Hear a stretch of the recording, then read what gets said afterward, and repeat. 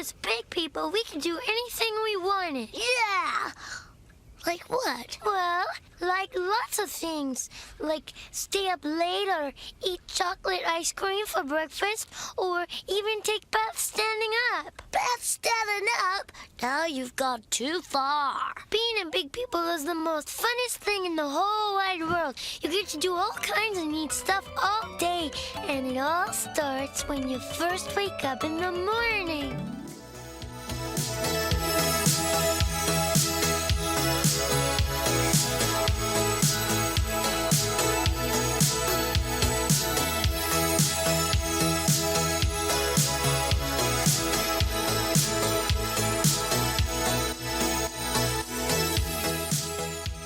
Welcome to Gimmicks, a podcast about the high-concept, experimental, structure-breaking gimmick episodes of TV, from musicals to bottle episodes to a dark and surreal imagining of adulthood. I'm Derek B. Gale. Ooh, and I'm David Arnold. And who is our special guest on the line? I'm Danielle Weisberg. Danielle, people Hi. may know you from the great Lost discourse from this past summer, as you defended that there are no filler episodes. And thank you for being a champion in that way. But why else might people know your name? Well, just on that note real quick, I don't think filler episodes are a thing at all. That's my main argument. I don't believe in the term filler episodes. Yes, we're in good company here. We're in very good great company Yeah, I think there is no such thing as a filler episode because every episode you either get more character or advance the plot. And character is just as important as plot because why else are you going to tune in every week if you don't care about the people? Why else would people know me? I genuinely don't know. Twitter. Which is... Well, Twitter is, I mean, I, of course, invited you because you posted a defense of 22 episode seasons, which, like, we need. We need more episodes. We need more episodes because more episodes means more weird episodes. Yes, and just in general, more fun, which sounds very to the point, but I grew up on every series having 22 to 24 to 26 episodes. Yeah. So becoming a TV writer, I'm like, why would I ever want fewer episodes? Yeah. It's more opportunities story. to write things. Yeah, right. and like even just as a watcher, I'm like, I want more. I'm insatiable. Yes. It also means a higher proportion of like if there is a an episode you don't particularly like, well, guess what? You have 21 other episodes that season that you might have an opportunity to like. Yeah, there's another one on next week. Isn't that so nice? Right. Thank you. Plus, like it's really hard to do like a will they won't they arc over like 6 episodes. Like so it's just not going to happen the way that it can happen when you have like 22 episodes over 4 seasons, and then by the 4 seasons you're like they're doing it. Yeah. Yep. Although I do think that if you were constrained to only write 6 episodes, it would be really fun to see what someone would do with a Sam and Diane situation. Yeah, like that is a fun conceit. It's just they're not doing it would not that. be real. Yeah. No, they're not even doing it. Yeah, like you come in with these 6 to 8 episode seasons, you come in knowing everything. And like the first episode is everything's laid out for you, and then there's just like, things happen. But nobody's willing right now to, and I mean nobody like studios, networks. Yeah. Nobody's willing to risk the what I call the first season of Parks and Rec. Right. Rough. And that's okay because every other season after that was fully formed and wonderful. 100%. Sometimes you got to work out some kinks in your first season and it makes everything better. And it's okay. I mean, it's great. But anywho, I don't know where people know me from. I'm just talking. Well, you're a TV writer. You let that drop real cash. Yeah. How did burying the lead there? She's like, I'm on Twitter, but I'm also a TV writer. No big deal. Yeah, that's my bad. How'd you become a TV writer? What's that journey like for you, Danielle?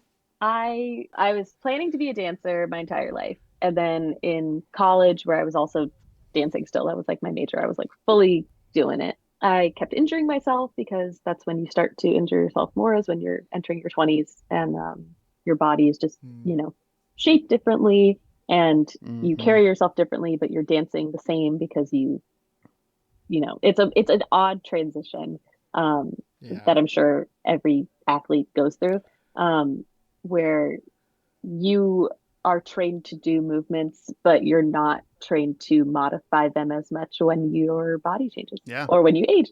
So Mm. injury, things like that. But when I was sitting, because you in college dance, at least where I went, Irvine, that's our little guy. UC Irvine, awesome. Yeah. You can't miss class. So if you're injured, you sit and watch and take notes and then turn in your notes at the end. And that got really boring after a while. So I was writing sketches and then making up my notes to turn in at the end. Just thinking Nice. I'll just write some jokes, whatever, that'll be fun. Because I've always written, I've just never put it anywhere. And Right. then the improv team was putting on a sketch show, and I was like, ooh, I could turn in the sketches that I've been writing during ballet. And I turned them in, and they were accepted, and I got to be a writer on the sketch show. And I was like, oh shit! And then I completely switched to comedy. Yeah. Nice. Yeah, I interned at Conan like right after I graduated, and that was my first TV anything, and I've just been in comedy since then. Wow, Conan, that's a big deal. Yeah, it was really fun. Yeah. How long were you with the Conan show? About 4 years. Wow. Yeah, that was my first. So I interned, and then a couple weeks later, they brought me back, and I was a second assistant. And then the writer's assistant was leaving, and I had told him a million times, like, I want your job. So he put me up for it, and then I got it. That's really cool. Yeah, so I was the writer's Yeah. assistant for the monologue team for 3.5 years. Yeah. First, I was running errands. I was getting groceries. I was picking up things for the green room. I was standing in at rehearsal. I have this picture that I love so much that it's on my phone somewhere, but it's me and this guy. Because when you're standing in for rehearsal, like you just stand there for the sketches or bits or whatever, and they just put like a piece of tape on your chest that says what your actual thing would be. And Nice. and I was Batman. And I just am standing there with a piece of tape on my chest that says Batman. That's amazing. Oh, That's it like made the me laugh. dream, But kind like of. that's what we were doing all day. And like the best is that we could go to rehearsal and watch the monologue rehearse, and then we were the audience. So Conan would be like, what do you guys like? You're a target audience. So Nice. if we didn't laugh at something, they would cut it. Oh, I love that. That's Yeah. so Wow, cool. the power. Yeah. The power. Yeah, it was just very fun because it was also like I come from a dance and theater background, and I feel like late night, daytime a little bit less, late night more because it's a lot sillier Yeah. and more comedy, is as close to theater as TV gets.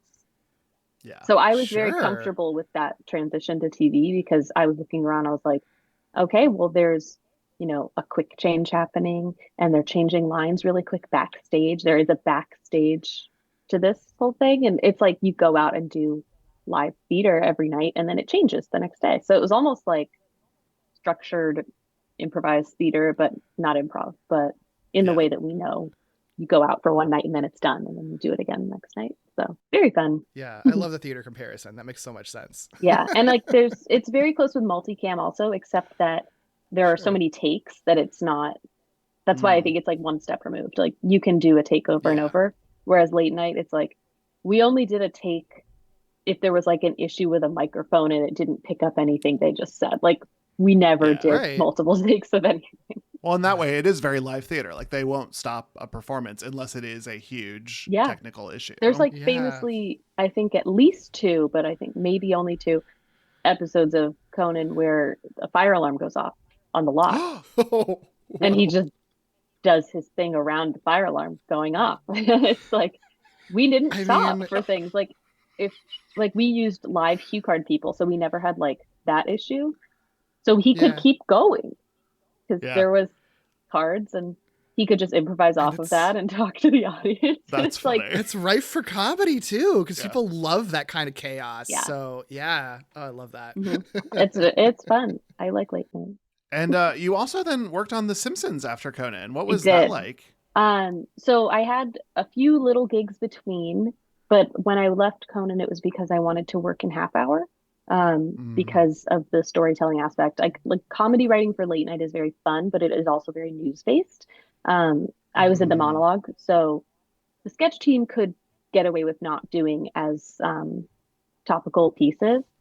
But in the time that I was there, it's when Trump was running in 2016. So I had like one solid year of not presidential election.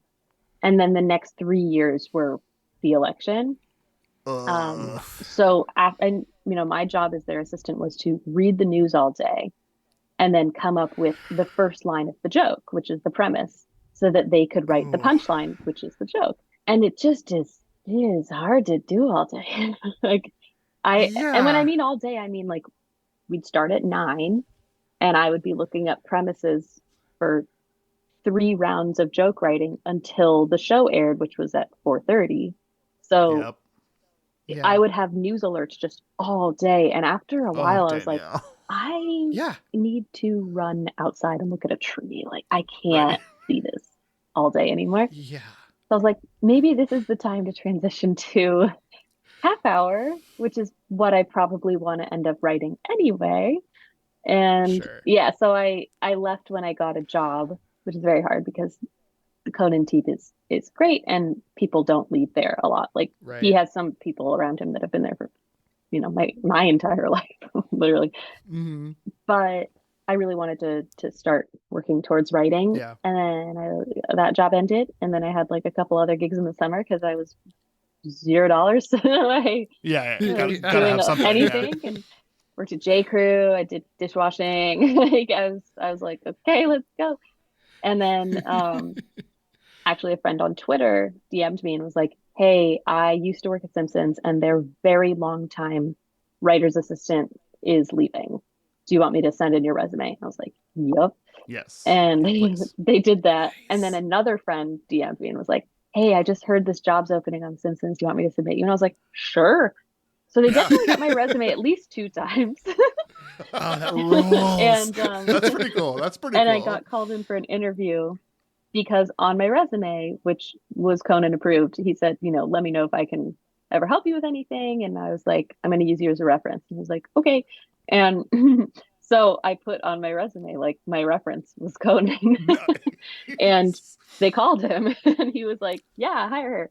And they did. Yeah. Did he say she was Batman once? And like, what more do you need? Or no, I should put that on my resume too. Just the picture. I was Batman. But it's funny because I never did anything as Batman. I just stood there with the sticker that said Batman. What does he do? What does he do, Danielle? What does he do? I know. They didn't say like run around or do anything. It was just for lighting. So I was just standing there like, Batman.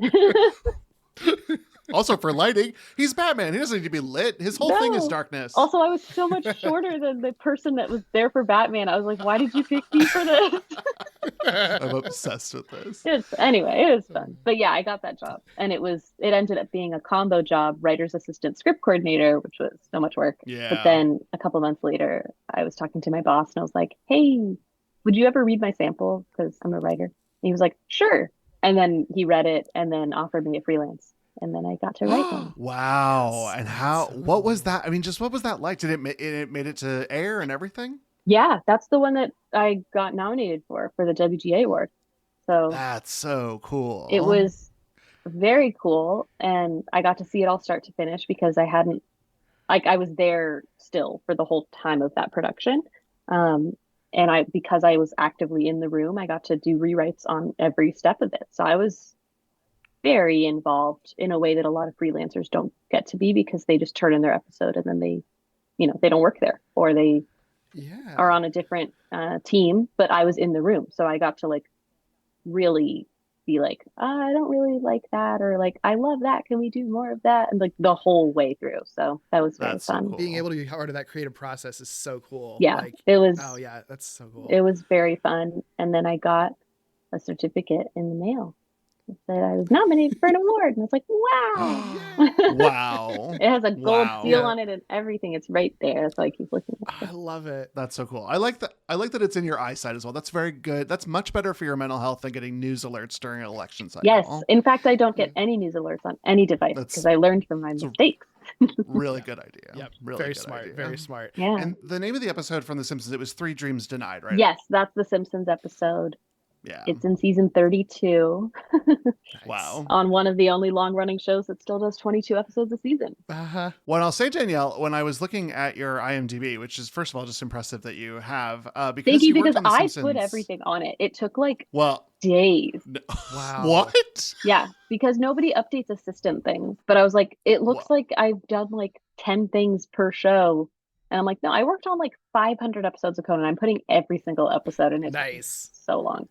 Yeah. I Thank you. love you for that. I have a lot of free time, so if you've got a friend who needs that, just hit me up. I Oh my would love God. to Great. give people some recognition.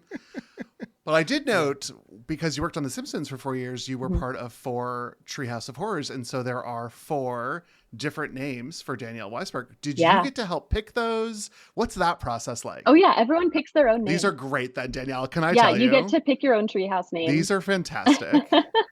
Thank you. It was very fun. And yeah, I do think it's really funny that IMDb lists it as like an alternate name. Because it'll be, there's one that's like Dan-Yell, then Weisberg. And I love that. That's like one of my alternate names, like officially on IMDb, is very funny. But if it's a credit that you get, then they list it. And so I have 4 treehouse names that are listed as official names. I love the idea of you doing another career shift and going into the FBI and then being like, what other names are you known as? And you have to be like, Danielle Sliced Her. I love Danielle Sliced Her. That was a fun one. I like Danielle There's Sliced another Her. one that's has iceberg in it. I like that one. Deadly Iceberg. Deadly Iceberg. That was my first one. Yeah. That's a good one. Yeah, I it's like good that because one. it's like a little bit of a thinker. Like you don't immediately Mhm. make the connection, but then it's like, oh wait, that's actually pretty genius. But that's also Yeah, I love always that. how I tell people to pronounce my last name is I say it's like iceberg because they always do Weisberg. And I'm like, no, it's Sure. Weisberg like iceberg.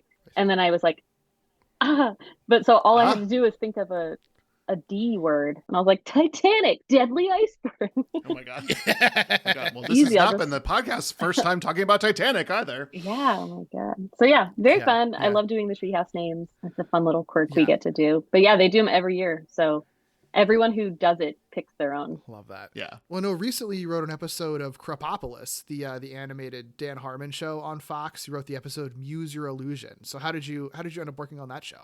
Krapopolis was after they asked me to come on as their writer's assistant with the promise of at least an episode. And I was like, sure. Yeah. And then that episode, well, technically like we were on season 2 and 3, but that's coming out season 1 because they did a big season 1. So I'm like, cool. Okay. But that one is now nominated for an Emmy. Which For an Emmy. my episode is on rules. the ballot that you can vote for to be nominated for an Emmy. But my Simpsons Yes. episode, I was nominated for a Writers Guild award. I didn't win, but I was nominated, so I got a certificate. The Krapopolis episode. I do think a thing that makes it worthy of an Emmy is just how challenging it must have been to write a Matt Berry character and make him not sexy at a certain point. Like, Thank you. blows my mind that anyone was able to pull that off. Thanks so much. It's funny. It's like these episodes, you turn in your first and second draft, whatever, and then they're shaped by so many people after that. Yeah. But my A and B story remained the same the entire time, which was Nice. almost a year and a half. And I was like, yeah, like they didn't even change the A and B story. That rocks. And Awesome. the B story was the whole schlub plot line of him molting. And Yeah. I was very fond of that because it was gross. And Uh-huh.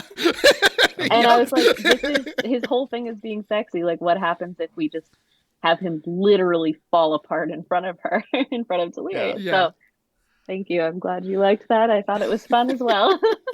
It was so fun. And I have to ask about that B story. I loved both the A story I'm in love with for like plot reasons, and it's gorgeous and well told storytelling. But the B plot is just it's a wild fun ride from start to finish. Did you get to describe any of these monsters? What's that collaborative process like? Because we see a ton of just gorgeous creature. I mean, Yeah. heinous, but like beautiful. Yeah, disgusting, gorgeous. There were some that I got to describe, and again, I wrote this in summer of 2022. So Oh wow. Wow. I don't totally remember everything. It is now summer of 2024. Animation takes a long time, and they were also debating when to release things and when to turn it into season 2 or not, whatever. So normally the animation process is about 9 months. So like with Simpsons, I remembered everything because I had written it 6 months before and then 8 months before. And I was like, okay, it's all fresh. This is not fresh. This was a long time ago. But Yeah. in writing animation, there's a lot that you can do as the writer to guide the character designers to what you want. But they also, depending on, what their position is or what the studio is, whatever, they have a lot of freedom to design to their heart's desires. And Yeah. we have a lot of really good artists on Krapopolis, and they made such beautiful backgrounds. And you can, like, if you watch, it's like Yeah. you can pause anywhere and it's like, this is gorgeously animated. Like, it's really, really nice. Yeah. And Simpsons was like that too, where you're just like, we would write like every sign or every whatever, and there's a lot of design notes, but they would just come up with something and you're like, exactly what I meant. Great. That's great. So with the monsters, it's like it's possible that at some points I just said like big monster, and Nice. they took like the design elements they have in their, show Bible of like Yeah. what they use for Greek myth and what they make up and created something. I'd have to look at my first draft, which I will have to find somewhere on my computer, but there's certainly things where I'd be like, a big flying monster with talons like this and a big tail like picks up Deliria. Like, that's probably the extent of Yeah. what I said, and then they took it and ran with it. Yeah. It's Very so cool to see. Yeah. Well, we've talked about a lot of animation, but we haven't started talking about the episode we're actually talking about today. Yes. So what we are talking about, I'm very excited to be talking about, is the episode What the Big People Do from the animated series Rugrats. You won't find them in Never Never Land. They're not squishy and sweet, and they don't make you go goo-galoo. They're the Nicktoons, and they're not here to be cuddly. Doug, Ren and Stimpy, the Rugrats. They'll battle the biggest bully, climb the highest toilet, even... Well, you don't want to know. These are no stuffed animals. They've got real problems, real adventures, and they're real loud. So if you're not satisfied with the old cookie-cutter cartoons you find everywhere else, turn to the Nicktoons. Tomorrow starting at 10, 9 Central on Nick. Do grown-ups watch Rugrats? Well, if we laid all the grown-ups who watch Rugrats each week head to toe, they'd circle the Earth 1.5 times, but only 29% of the Earth's surface is dry land, so most of them would be underwater. We thought that was a bad idea, so instead we'll just show you a clip. I have a question. Yes, dear? Where do babies come from? Rugrats, not just kid stuff. Only on Nickelodeon. If you're not familiar with Rugrats, the series premiered on August 11th, 1991, alongside Doug and The Ren and Stimpy Show as the, quote, Nicktoons. Rugrats focuses on a group of toddlers, prominently Tommy, Chucky, twins Phil and Lil, and Tommy's older cousin Angelica. Most of the episodes center on the life, experiences, and imaginations of this core group as they navigate this phase of their life. So what are our experiences? Danielle, we'll start with you. What are your experiences with Rugrats? Okay. Well, first, I do think it's funny. I didn't realize that it aired in August of 91. I was born at the end of June 91. So no wonder I love it. We were born at the same time. Tommy and I are basically the same age. Your besties, But- hello. Rugrats was one of the first shows I ever watched.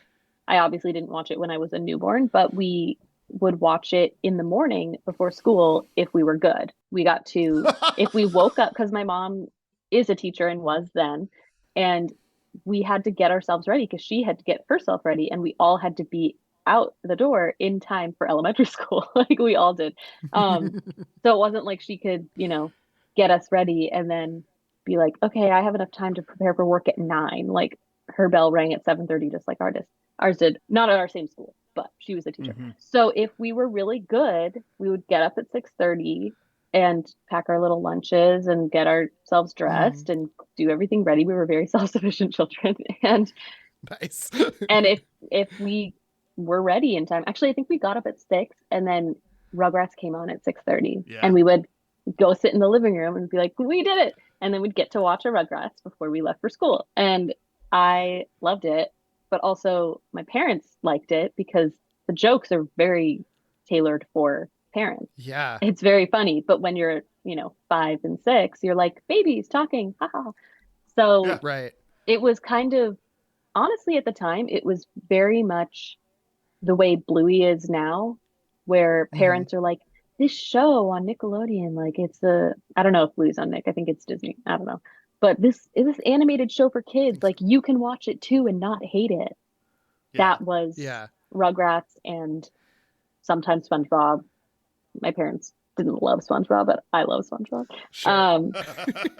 But the jokes in it, I watch now as an adult, and I'm like, it is rocks. Like when I was watching the episode last night, I took so many notes on the adult jokes that I had missed as a kid, because I haven't watched this episode since I was little, because as we'll get into later, it scared me. So I've only seen it, I think, twice. And one was last night. But yeah, Rugrats was very formative because it was one of the first shows I ever watched. And there was also a Beetlejuice cartoon that would come on in the morning at the same time. So it was usually Rugrats, but sometimes the Beetlejuice cartoon.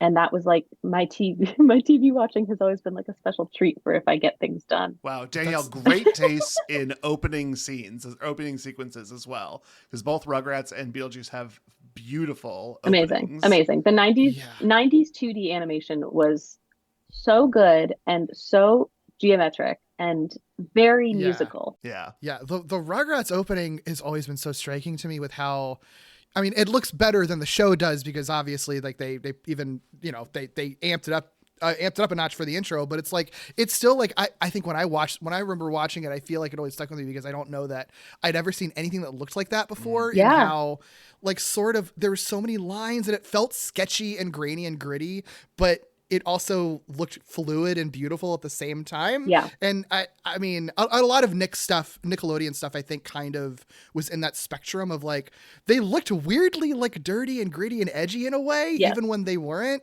And I think that was so appealing to like 90s kids in particular. Yeah. Well, it's like the aesthetic, grunge part. It's like the grunginess of the 90s was like, you know, Disney was this happy bubble of, it all works out in the end. And Nick was like, no, it doesn't.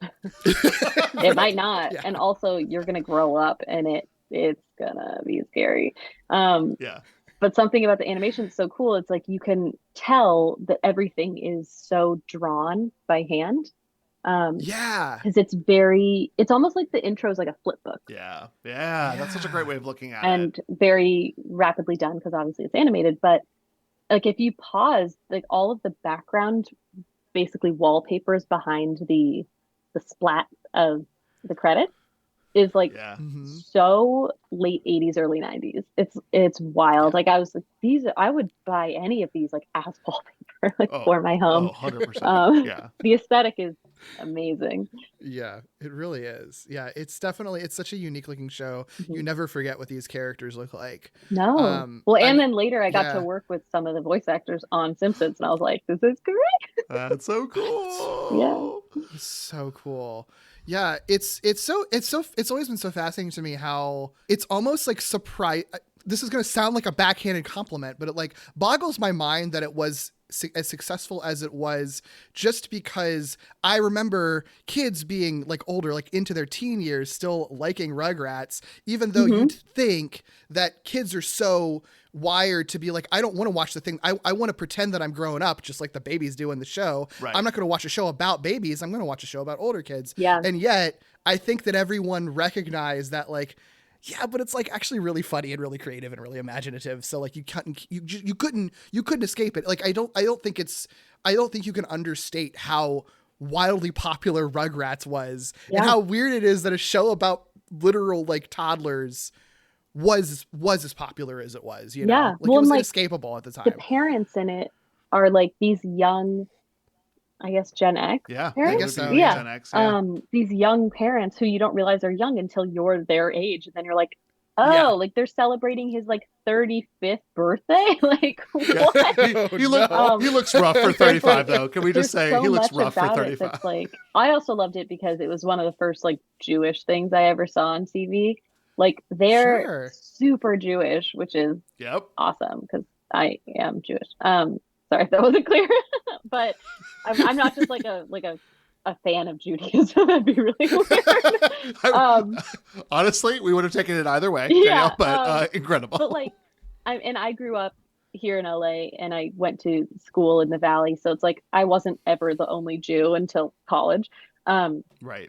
But there was not a lot of Judaism on TV, and there still isn't, unless it's like an episode of SVU where there's like an Orthodox community that won't talk to them about a crime. Like, it's very weird. Oh my God, yeah. Crazy Ex-Girlfriend is the exception, where there's, that was a super Jewish show, but it was still mainstream enough. But Yeah. Rugrats, they fully like we watch the Rugrats Passover special every year at Passover. Yeah. Like that's like our Oh, I love us it. being religious is watching that. Yeah. Perfect. They have No notes for your Hanukkah family. episodes. It's Yeah. it's like, and we're, kids, and we're like, this is the only Jewish media on TV. And it was good on its own. It wasn't like, it's not like a Veggie Tales. It's like a show that happened to have a Jewish family. It wasn't like Jewish TV, which I don't even think exists. Right. But it just made the humor hit so much more because as a kid, I'm like, they sound like my grandparents. The grandparents do, and they're talking like my grandparents Yeah. didn't talk about the old country because we had been in LA already for that generation. But Mhm. all of the like the behavior, it's just like they look like your grandparents. Yeah. Yeah. And it's so cool Yeah. because like no other show had that. Like every other show for kids, the assumption is mild Christianity and you celebrate Easter and you Right. celebrate Christmas, and like we never did that. So like when Rugrats Right. was on, it was like, yeah, our people. Yeah. Yeah, on and popular. Like it's just Yes. the fact that So it was popular. like it was like Mainstream cartoon. yeah, it's so cool. Yeah. But it was almost representative of more of like a secular Judaism. Yeah. That it was the celebration of the culture and not necessarily the religion, the way that VeggieTales is to Christianity versus like, Yes. any sitcom was Christmas. It's basically like how LA Jews are, Exactly. which yes. is what I am. So it's like we're very reformed. We're pretty chill about like there are some holidays I've never even heard of. And Yeah. that's not something I say with pride. It's just the truth. But we Right. celebrate the major holidays. We all had our bat mitzvahs, but like Rugrats is very representative of like, oh, we're just like a family. And when you guys do Christmas, we do Hanukkah. Yeah. Usually not even at Yeah. the same time because we have a different calendar. Yeah, and I would even say that for my generation, because I'm a little older than both you and Derek, but like the Passover in particular became like a shorthand for understanding Passover for like Yes. my generation, Yeah. which was so cool. Yeah. It's such a good episode and it's animated It's a great so episode. well. And like the story of it is awesome. I'm trying to think. That's the one where they're trapped in the attic, right? And the Yeah, doorknob and- falls up. Yeah, because the Hanukkah one is different, but that one is also great. But the Passover one where they just keep saying, "Don't shut the," and then the door closes and they go, "Door." It's so good because the doorknob on the inside of the room has broken off for anyone who's listening Yeah. who doesn't know. But that Yeah. running joke is just it's funny every time. And then they're all trapped Well- up there and they're just like, we want to hear the story. And it's like, the Passover story. Okay, I guess we'll just keep telling it. And it's like, that's how I heard stories from my grandparents, was just being like, Yeah. what about that one? And they're like, okay. Okay. Yeah. Sure. I got that loaded. It's just Yeah. great. It's a great episode. Yeah. David, were you an avid Nickelodeon Oh person? boy. Yeah, I was. And because, again, I was old enough to like remember promos. I remember when the Nicktoons rolled out and they were sold as like this new coming, because cartoons used to be these like boring old things that nobody liked, and Nicktoons was going to bring them back with the orange couch and everything. And so I watched both all Doug, Ren and Stimpy, and of course Rugrats the night it came out. It was a family event That's for us to all be cute. around the television together.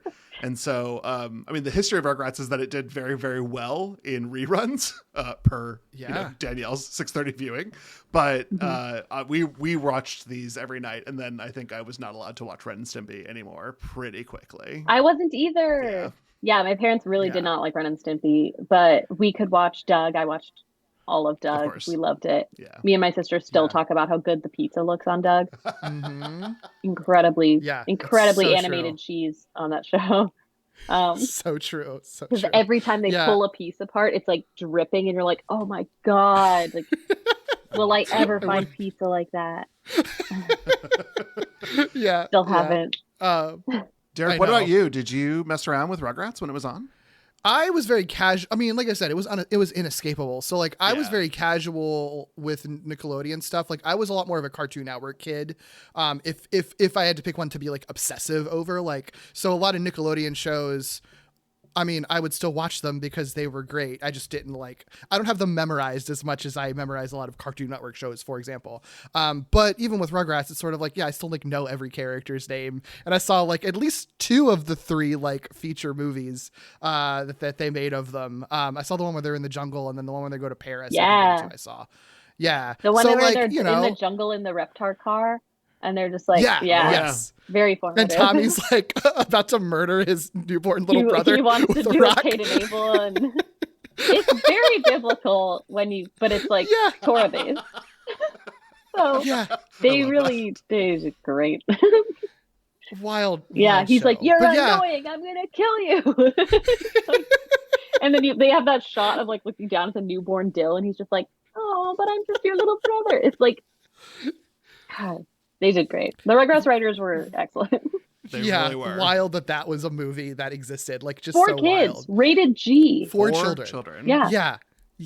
Yeah, I remember the orange VHS tape. Gorgeous. But my deepest connection to Rugrats, though, was that when I was 15 years old, my very first job that I ever worked was at King's Dominion, which is a theme park that at the time was owned by Paramount. They had a Nickelodeon section that they had just opened a few years prior, and they had a Nickelodeon parade that I participated in. I was just one of the silly little dancers or whatever, but my main job was to be the assistant to the person in the Tommy Pickles costume. Oh my God. Helping them get into the costume, and then if anything happened during the parade, helping them fix it and stuff like that. So that was the very first paycheck I ever made. I'm really stuck on Paramount had a theme park. Oh, King's where? Dominion. It's a wild place. Yeah. Where's King's Dominion? So it's in Virginia. Okay. It was for a long time. I think it was through the 90s through the early 2000s. Okay. So yeah, and then Paramount sold it because they didn't want to have a theme park anymore. But for a long time, it would be you could find Star Trek themed characters there, which was really cool. That's so cool. Yeah. It was a good theme. It was a good theme park for a time, considering how small and in the middle of Virginia it was. But yeah, in the Nickelodeon section, fucking slapped. It was great. I always just imagined Nickelodeon as Nickelodeon Studios in Florida, because that's what they always showed when it started being live action shows for kids too. They would always be at Nickelodeon Studios in Florida, and of course now we know all the horrors. But the me as a child was man, I gotta get to that studio where they I gotta get there. Fun. If I could just do colors that, on then the I would walls. be happy. Yeah. It seems like it's a Willy Wonka kind of is situation. Yeah, in more ways than one. Lots of candy and children around, and then horrors around every corner. Yep. Wow. Bad. Oh boy. But the cartoons. Let's talk to Rugrats. Let's pivot away from this. That's what we're here for. Yes. Oh no, there's still horrors. Let's be really clear. That's true. A different time. It's true. Yeah. So this episode we're talking about is from season 2, episode 13 of Rugrats. That episode features 2 segments: A Visit from Lipschitz, and then the one we're talking about, which is What the Big People Do. Danielle, bless you for choosing an 11-minute episode of television for us to cover. Makes everything so easy. Hero of the that season. so much. Hero of the season. My pleasure. I also watched the Lipschitz visit episode. It was a good episode. Yeah. I mean, it was also It's a fun one. It was good. Yeah, it was funny. Yeah. A little weird. 90s stuff sometimes Little you're just weird.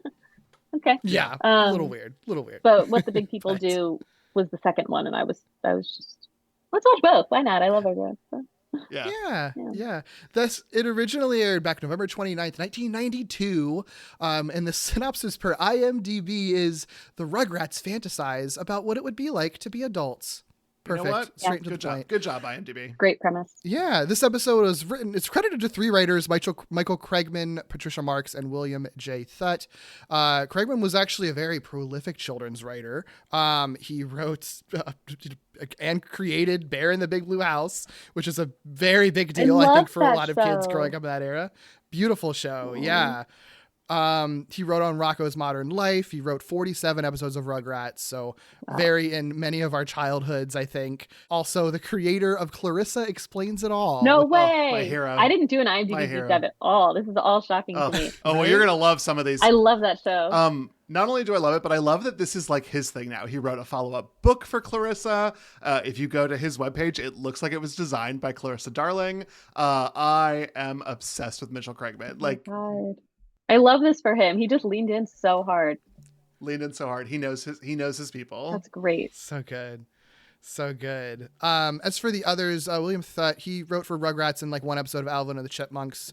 Not really a lot of other credits other than that, but Patricia Marks did write a fair bit of television, but is probably better known now as her work as a humorist for The New Yorker, which is pretty cool. David, you pulled some interesting information. Yeah. In 1971, she was the first woman, or first of two women, depending on what you read, to join the Harvard Lampoon, ending its 95-year history as an exclusively male club. You can't hear this, but I just rolled my eyes.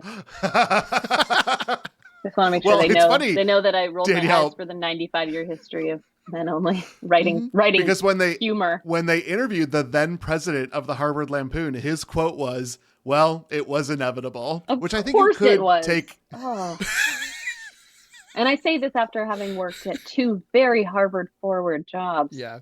My eyes could not roll harder. I know. So when I saw this, I was like, wow, how lucky are we that you're to join this? And we have this writer on this episode who is so tied to this history. Seriously. God. Harvard. Stupid. Yeah, Harvard. Oh, She may be Harvard. credited as the first because she's alphabetically first, but also Elizabeth Stern was also admitted that year. Maybe it was one was admitted 1 month, one was the next month. Very sketchy details. I watched a really wonderful StoryCorps interview between Marks and her college roommate talking about what this meant to her and what it meant to like humor in the world. It was beautiful. Cute.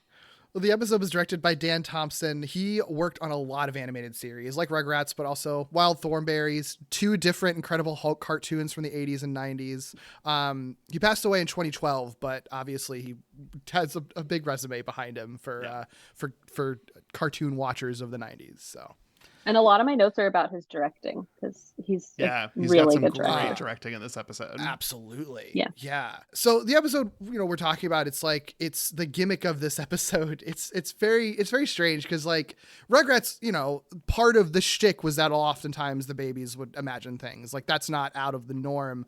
But I think that this one is sort of weird in like, for one, how much of it is their imaginary world? Like unbroken, like there's no cutaways to the real world for what they're doing. Like 90% of it just is in their imagination straight through. Yeah. And then it's like it's like, I think even more surreal than the show normally is, even as surreal as the show could get. And then like very quickly like dives into horror at the end of it in a really weird, abrupt kind of way. Yeah. And then just like sticks there. Yeah. It's almost like Yeah. the format of it is almost like the Mr. Toad ride at Disneyland where you're like, Yeah. like how quickly you go like literally to hell.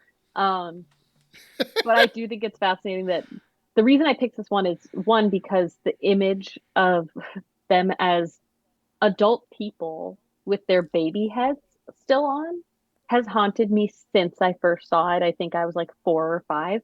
Yeah. Mm-hmm. And that to me was enough of a gimmick to submit to you for approval. Sure. Where in so many of the other fantasies, they're themselves just dressed as the characters that they're being. Right. So like, for example, like the Passover one, like Tommy is Moses, but he's Right. himself as Tommy as a little baby. He's just wearing like a toga. But in Right. this episode, they have this whole imagined life. It's Tommy and Chucky primarily. And they're immediately like it's grown-up bodies, and it's like their dad's bodies and wearing their dad's clothes, but they have their little baby head on top, and it's just like really So visually weird. jarring. Yeah. I still don't love Yeah. it. No. But it's a great episode. Oh, it's a great It is. episode. Yeah. And especially weird, I feel like the only other thing that's really interesting, like ahead of talking about more in depth on the episode, is like, it is really interesting that like eventually the franchise would pivot to grown up versions of the Rugrats. Yes. For a while, in a show that also was a hit and ran for a long time and like had a movie and everything. Like it's so weird that this episode does like the surrealist horror version of it, Mhm. and then they're like, and then we'll just also do it. for And then real. there'll be Right. Like, teenagers. it's just so strange. Like Yeah. it's Right. very It's so odd. strange. Yeah, when I was searching for this episode originally, I kept searching for because it also in my mind I had pictured it as grown-up heads also. And I think there's another Mhm. episode where they're like fully imagined as like full grown-ups, and there's some Mm. scary clown face in that one. That's what I thought this one was, but this one was good also for the purposes of this. But Yeah. I kept searching like Rugrats, big bodies, small heads, and like nothing was coming up except All Grown Up, which was the series where they're like teenagers.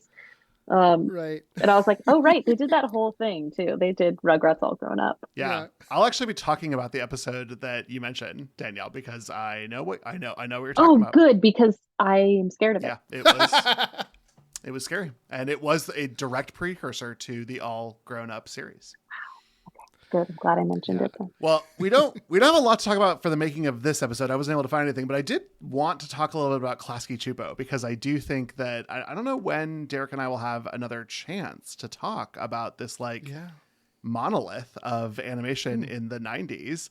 And I just want to say that I stayed in LA for 2 months, and we stayed a couple blocks from the Klasky-Csupo building, and it was incredible to see it there. The Rugrats are painted on the side. Danielle, I don't know if you've ever been by it on in Highland. Burbank? Yeah. Or Oh no, not in Burbank, building. the one in Hollywood. Yeah. Yes. I've driven by. I haven't been inside. Well, I haven't been inside either. It looked scary and inaccessible. It probably when I was there, is. but it just, yeah. That's most of Hollywood is scary and inaccessible. Yeah. I'm not gonna lie. We had a blast being there, but I remember seeing it and thinking like, wow, as just a child, I would have assumed that this was the biggest thing in the world, and to see it sort of sad and alone and disused did break my like millennial heart just a little bit. Sorry, on that, David, because it's so funny that you mentioned that. When you're a kid, you think like, wow, they're like creating a world and doing all these things. And that used to be one of my favorite parts of SpongeBob, is when they would cut away to the animator. Yeah. And he's just like a guy at a desk drawing, and you're like, what? Like my brain would like not compute that at all. I'd just be like, what's this weird guy doodling?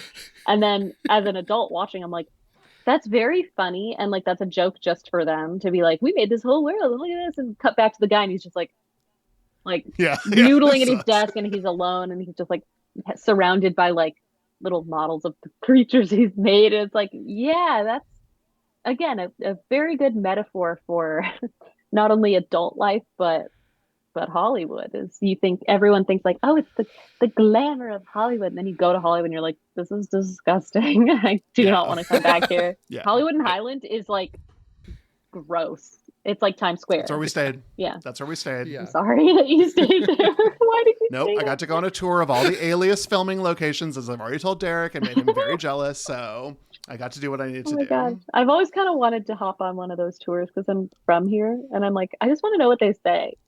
I want to know what they say on those things. It's not great, Danielle.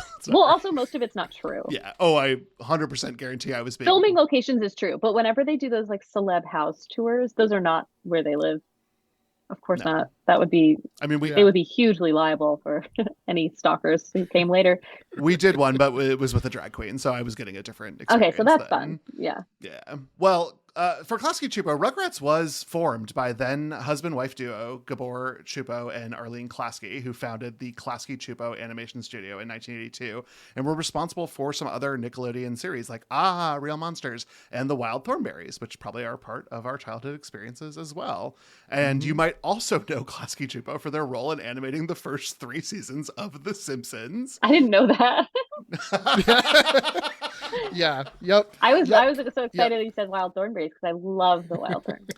And they also animated the USA Network show Duckman. So, just put that one away. The other creative force, though, for the inception of Rugrats was Paul Germain, who led the writing team for the original 65 episodes that made up the first 3 seasons, which was The Order. Germain is who we have to thank for the character of Angelica, because he believed that a bully was necessary to tell the story of the children at this point in time in their developmental cycle. And how bullies are often misinterpreted by adults as being unproblematic.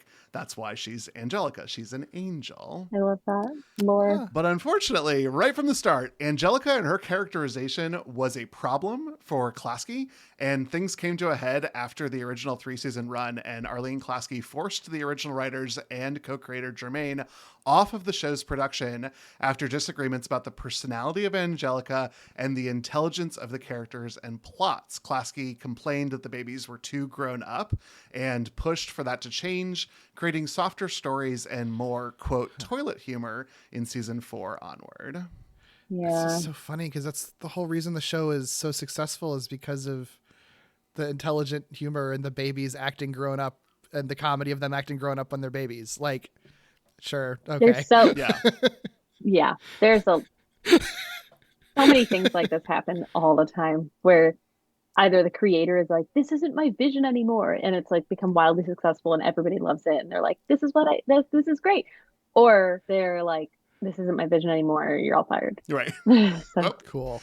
Love Which that. is a shame because I Yeah. think Angelica is probably one of my favorite characters. I mean, I don't love like Angelica because I am the youngest of 3, and I was always like, yes, She's she's like an real. older She's sister real. that your Yeah. mom is like, she didn't do anything, and then she turns around and she like gives you this look, and you're like, oh, I'm so dead. I'm dead later. Yeah. I love that. Yeah. But she did get Well- toned down later on. Which is She obvious. get toned down, Yeah. and it's also funny that Derek mentioned this, but like the entire second wind of Rugrats came from this special that Nickelodeon aired that they promoted very, very heavily and became like if you don't see it this summer, you'll never see it again. It's obviously not true. But it was a giant TV event that was reported to have 26 million viewers. The special Rugrats All Growed Up. Be Yes. careful, All Growed Up, which I think is the thing we're thinking about, Danielle, because that had a scary clown thing in it, and they That's gotta are be it. more adult than their preteen. They have to they made a time machine. They have to reverse Yeah, the yeah, time yeah. machine. It's the time machine one. Okay. Yep. So scary. There's a clown face in it. It is scary. Yes. One thing about Yes. 90s cartoons is they not like the scary things in like Disney cartoons are still soft. Sure. Like visually, they have a Mhm. lot of soft edges. Like think of like Ursula. Like she moves fluidly. She's still underwater with them, but she's round and soft. But things in Nickelodeon when they're scary are very pointy Yes. and sharp. That's a really and I don't know great why, but it's observation. scarier to me. No, that's so true. That's Yeah. so true. That just tells me that you have a well-developed brain because sharp things should be scary to you. Yes, Danielle. thank so you. Good job. You're right, and I'm right. It's like a sea urchin versus like a sea cucumber. You're like, one of those Yeah. I shouldn't touch. Well, really, you shouldn't touch either of them. But Probably shouldn't touch either. Yeah. Also, what a compliment to tell someone you have a well-developed brain. Like, I will carry that with me for at least a few hours before I start to hate myself again. Well, after the series All Grown Up ran its course, the relationship between Nickelodeon and Klasky-Csupo concluded, and that was kind of it for the studio. They still are making a couple of web shorts. They tried to turn their logo into an animated series based on the mascot. It's disturbing. You can watch them on YouTube. I don't need to do that. Mhm. You don't? Yeah, No. weird choice. You could pass it. I And get it's really why interesting. they're trying to do that, but like, I don't know. No. Yeah, you don't know. But also, like, you know, insider info, they probably have to keep doing things because as huge as Rugrats and Wild Thornberrys and all these things are, they don't get the residuals that WGA has because they're not WGA shows. So Right. animated makes shows sense. get paid so much less. And in the 90s, I'm sure it was, you know, less than today. So Yeah. yeah. I'm hoping, Yeah. you know, I'm sure they're fine, but they could be much more than fine if they were guild shows. Based on the things that Chupo writes publicly, I think that he is fine and is leaning conservative. So I think, Oh, yeah, boo. yeah, I think he has money. Danielle is what I'm saying. Okay, then never mind. I'm not worried about him. In fact, he is my new enemy. We're not talking about all grown up. We're talking about an episode where they're partly grown up. Yeah. So let's dive into this episode, What the Big People Do.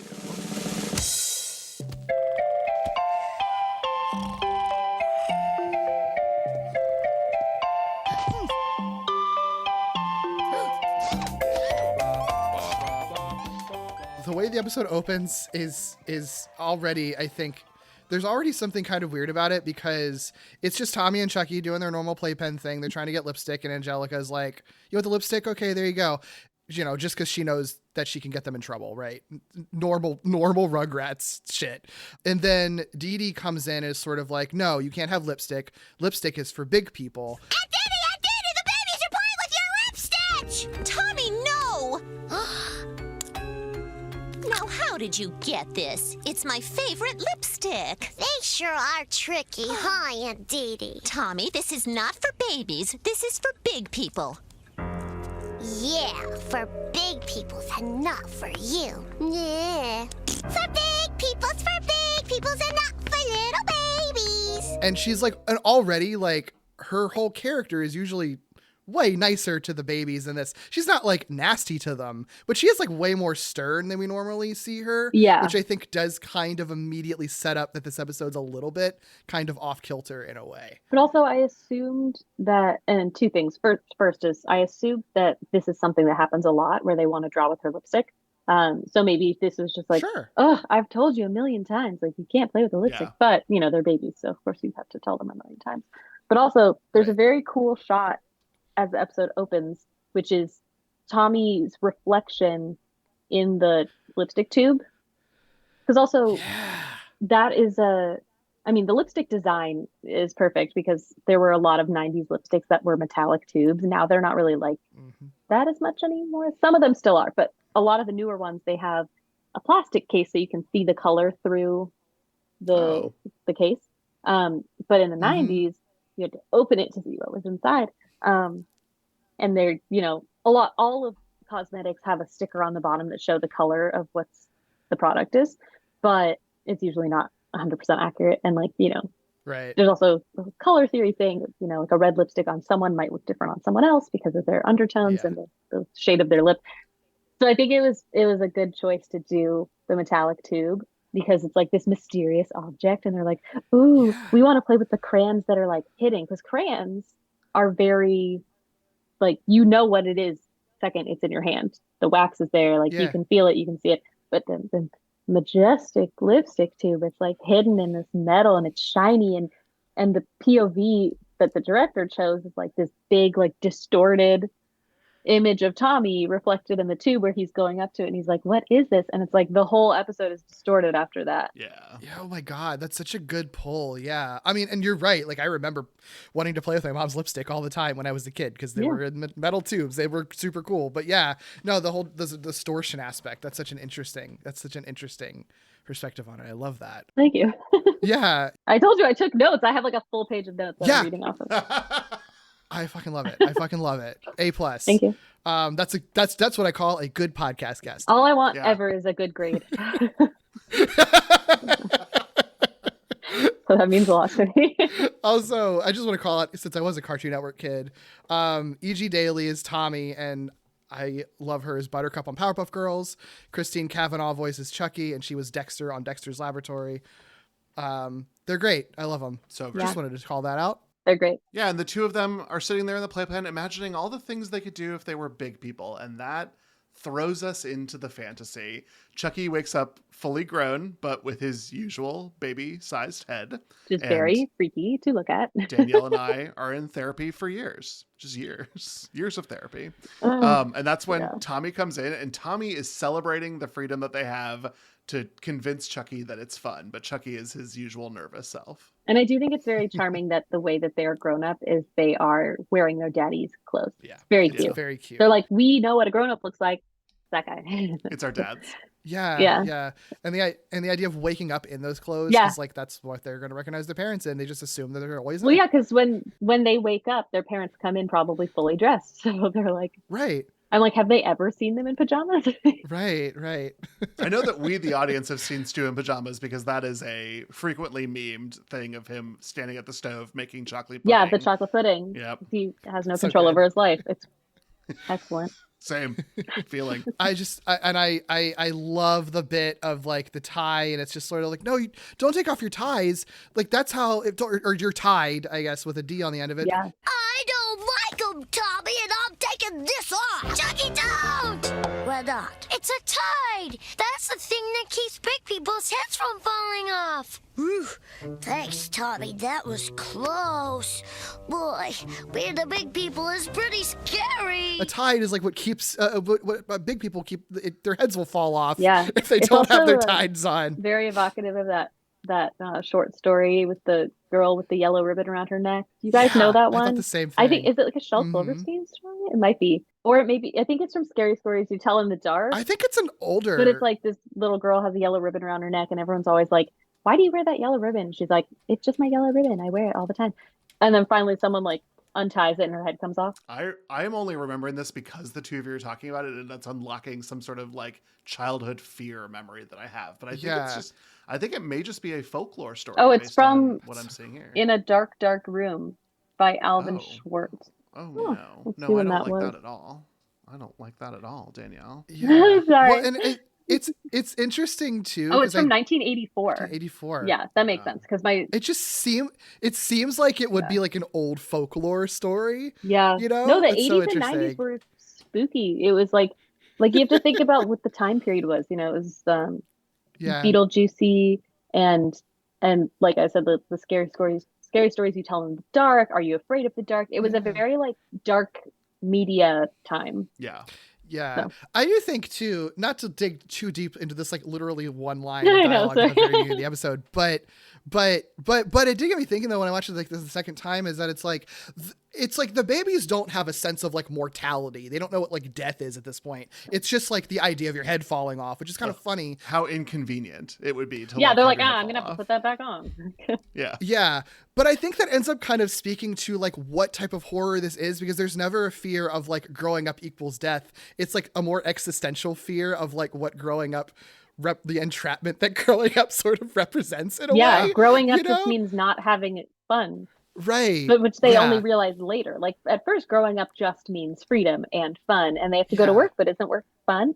And then we'll get to the end when it's not fun, and Yeah. then they're like, oh no.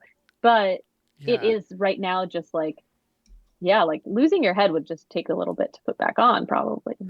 Right. Right. Well, and I'm sure that this is informed because I also watched the Lipschitz or segment before I watched this one, and he was a Freudian child psychologist. So I was like, oh, Tommy is being the id, Chucky is the ego, as they have always been though. Like this is just up to 11. This has always been their characterization is that Tommy is like fun till your mommy takes her T-bird away, and Chucky is like, oh no, what if we get in trouble? And it's just that to like a higher degree now that they're big people. Yeah. Also, I have a note, just a very general Rugrats note, but I just always think it's so funny how the scale and size of things changes in every frame. Like they have no consistency.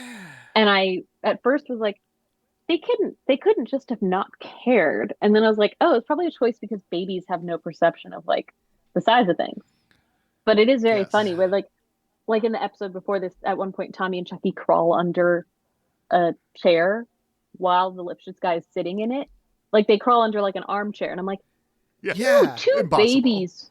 Not only would they not fit under the mechanism of crawling under an armchair, but they would both fit under it at the same time. Like it's almost like they Right. shrink down to like mice sometimes, and sometimes they're like giant babies. But like even just in this episode where they have a few shots in the beginning that are like looking down on Chucky and Tommy in the playpen, or looking up at them from the ground, or looking like from Angelica's POV. It's like whenever the POV changes, it really alters the dimensions of things, which I just think is interesting. Yeah. Yeah.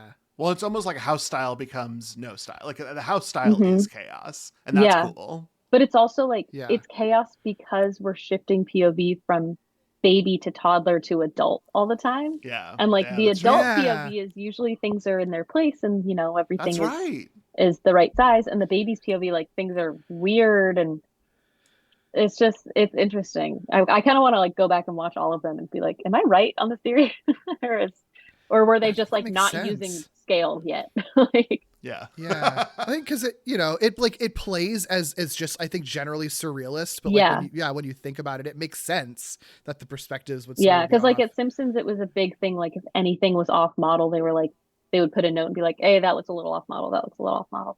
But Yeah. when I watch this, it's like everything is off model all the time. yeah, But I think that's There's just no from model. there's no model. But I think it's just from the baby's POV, because when I was watching the Lipschitz episode, a lot of it is like watching the adults interact, and nothing Yeah. was a weird perspective. yeah. Oh, that's so interesting. Yeah. Yeah, I think speaking of some of the perspective and stuff, I think we get a good look at like how the set is between this scene and the kitchen scene too when they're in the kitchen, because the bedroom, like I love that it's an adult bedroom but it still has a mobile on the ceiling, because they just assume that everyone has one of those. When they're in the kitchen, it's just like a bunch of cereal just in every single cupboard. All they know is cereal and coffee. My dream. My cereal, dream. coffee. Also, the joke Yeah. where Tommy says like, I want a cup of Job is so funny to Love me. that. Coffee, anyone? Sure, I'll have a cup of Job.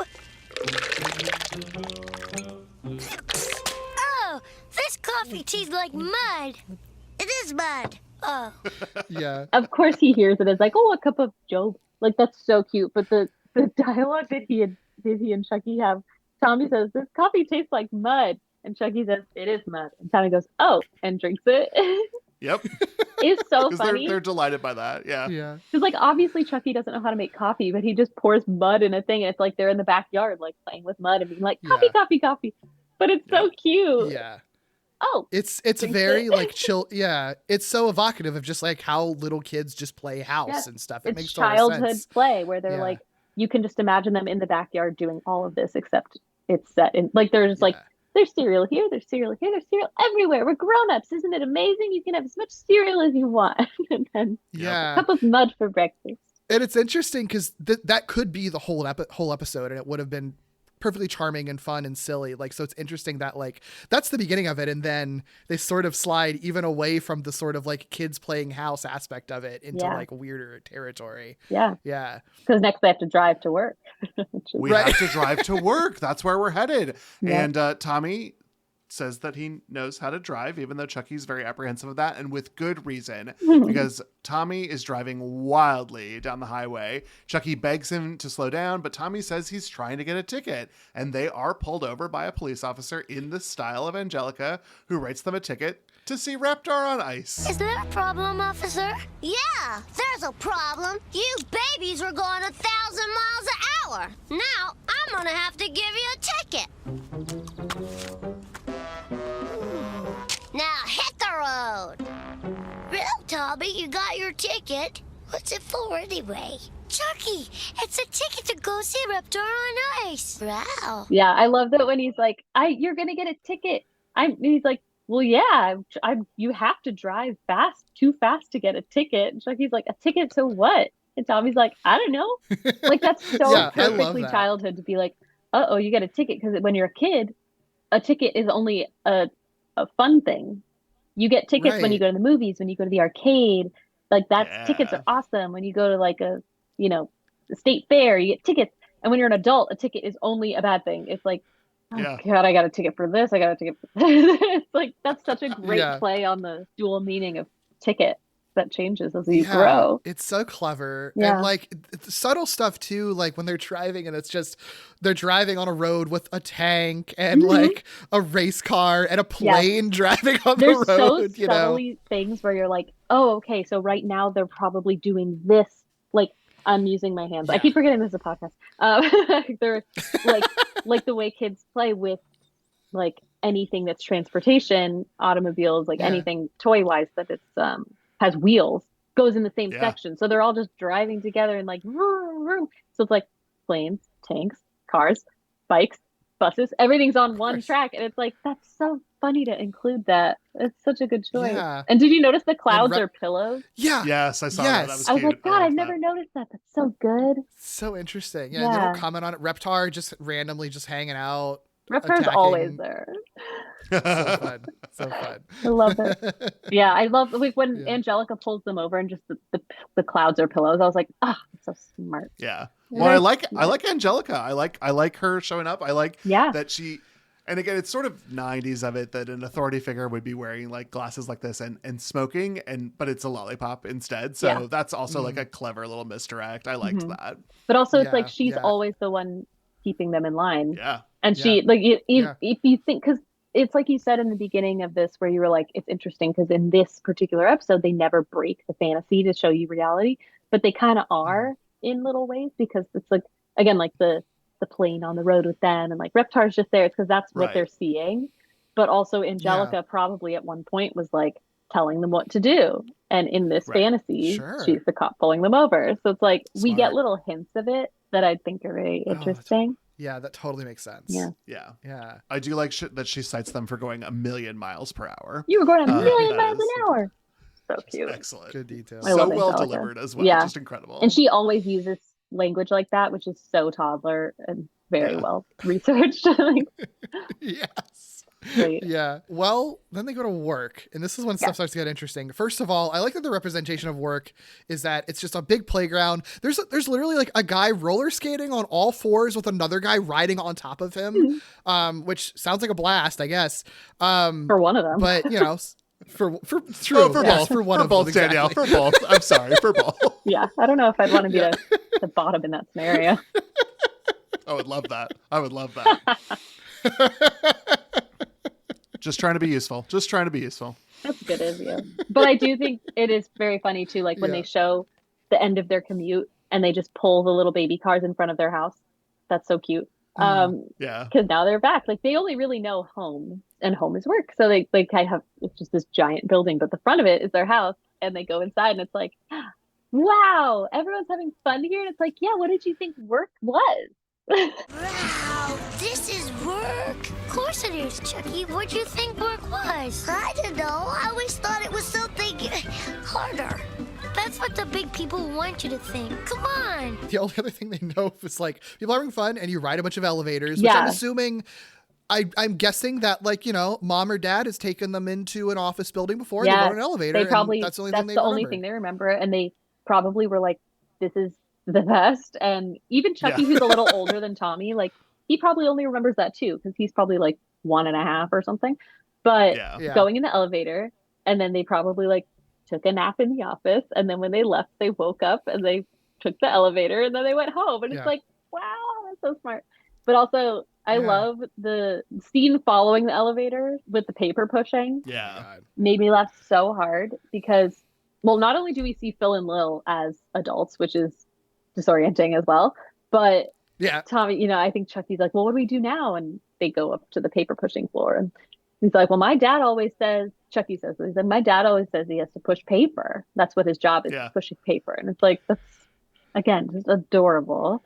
Because his dad and his dad in the previous episode, the Lipschitz one, he enters and makes a joke about himself, like a self-deprecating joke about being like a faceless bureaucrat. So we're like, does Chucky's dad work for like the government, and he's just like a low-level paper pusher? Like, that's so funny. I mean, I would love that. You would check and out. then in this scene, we see them push paper, and that's all they do is push paper around. It's like, it's so funny. It's really funny. It's also like, is that dated now? Like, do people call themselves paper pushers No, because anymore? there's no paper. There's, like, not paper. Yeah. Wow, that's wild. It's so funny. I think most people describe themselves as like drones now. Like they're like, oh, I'm just a nameless drone, like doing this and this, and I'm like, that's more apt than paper pushing because so few people use paper. Right. I guess maybe lawyer people still would have the paper pusher mentality because they use a lot of paper.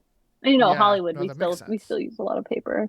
People say they don't, but they do. Yeah, maybe less, but still, it's still constant. I will tell you, no place have I lived, even for 2 months, where there were more copy centers than Los Angeles. I was like, wow, this is like Kinko's is thriving. Well, good on you. You have so many people wanting to print headshots and resumes. Makes sense. Yeah. I mean, you'll see more photo printing places in Burbank than like anywhere else. It was. And if you walk in and you're like, hi, I have headshots, they're like, okay, 8x10 with white border, whatever. It's great. But also I wrote in my notes, one reason that I like the paper pushing scene is because it's just an additional highlight that's so funny about how kids take everything so literally. Yeah. Well, like if you say like, I'm a paper pusher, they're like, that's it? You push papers? Like there's no nuance. It's so good. And like, of course they're babies, but they do act more like 8-year-olds, right. I think. Right.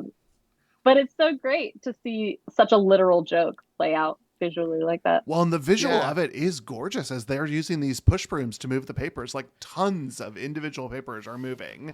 So there's not a lot of background paper. It is all action. There's a lot. And you can tell that it took a lot of time, but it's also reminded me of the later SpongeBob episode where we go inside his mind, and it's like a bunch of little SpongeBobs running around in an office, like closing filed cabinets and stuff. And you're just like, it's just, there's the childlike whimsy of like that visual.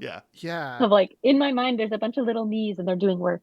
And like when they're paper pushing, they're like, oh, paper pushing. Okay, so everyone has a job. You push your paper. It's like, it's just so. Yeah. I love that. It's kind of like, I think what led to the rise of bureaucracy in afterlife trend Yeah. that we would see later, of Hmm. using bureaucracy, using office settings as like the setting for afterlife things that started happening a lot in the 90s and early 2000s. Like, I think Yeah. that was for some reason, a big old trend in the 90s. But Sure.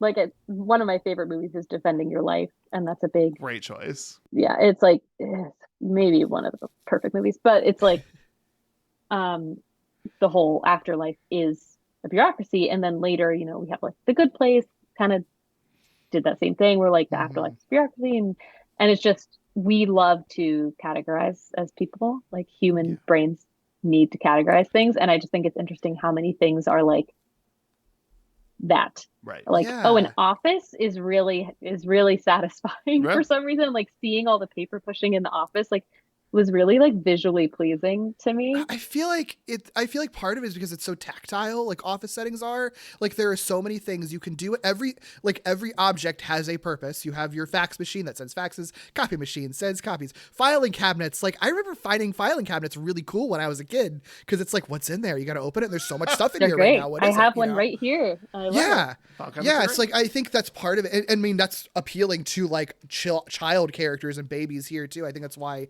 it makes Yeah. so much sense that it's sort of like, we all, when we're kids, and honestly as adults too, just like touching things and like having objects to play with in Yes. some way, and there's so much of that in an office setting, weirdly, if you think about it. Yeah. Yeah.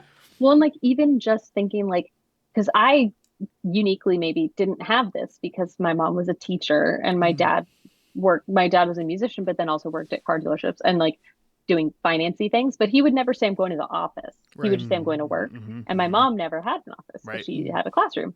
But a lot of friends' parents would be like, oh, I'm at the office, or I'm going to the office, or whatever. And that's also the appeal of the title of the show, The Office, is that everyone can kind of make that show their workplace. Yeah. But an office is everybody in the world knows what an office is. And Yeah. and if you're like talking around babies and you just keep saying like, I have to go to the office, and then you leave, and then you come back and you're like, sounds I was at exciting. the office. Yeah. Yeah. They're like, oh, you went to the office today. It is, I wanna go to the office. it is sort of a ubiquitous placeholder for the idea of work, the office, Yeah. like Yeah. something to go to. Yeah, so they're picturing like what they think an office is, and it's just so charming. Yeah. Yeah. I never had that though, because my mom would be like, I'm going to school. And I'm like, I know what school that is. is. Yeah. I'm very familiar with that. I'm pretty familiar.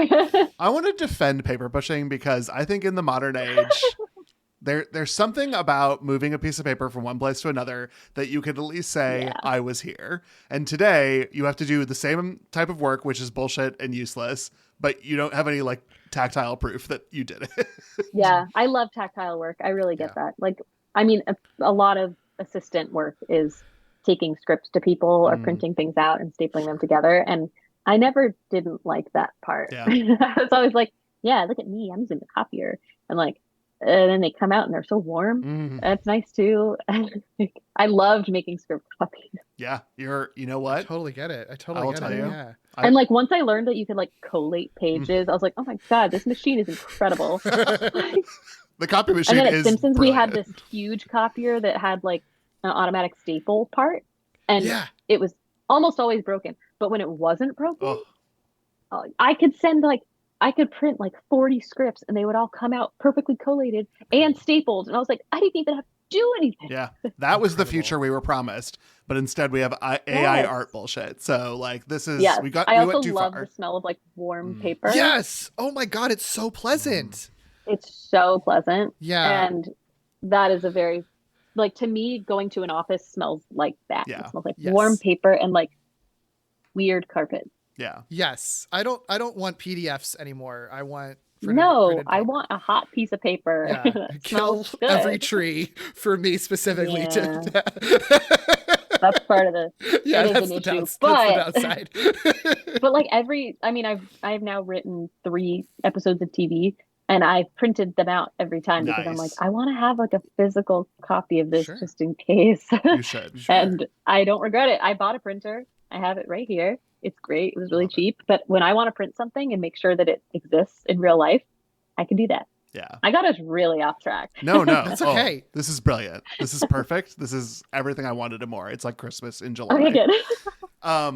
So Tommy and Chucky get warned by Phil and Lil that they need to watch out for the boss. But in that moment, they hear over the loudspeaker that the boss would like to see them in their office. And Tommy and Chucky walk down a hallway filled with intimidating paintings of bosses, wondering what awaits them. And inside, a menacing caricature of Angelica threatens to fire them. You're not big. You're just big baby. That's not true, Angelica. Silence! I'm the boss around this place, see? And that means you have to do everything I said. But Angelica... That's Boss Angelica to you. Boss Angelica, Yes? you don't have to be so mean to us. Oh, I don't, eh?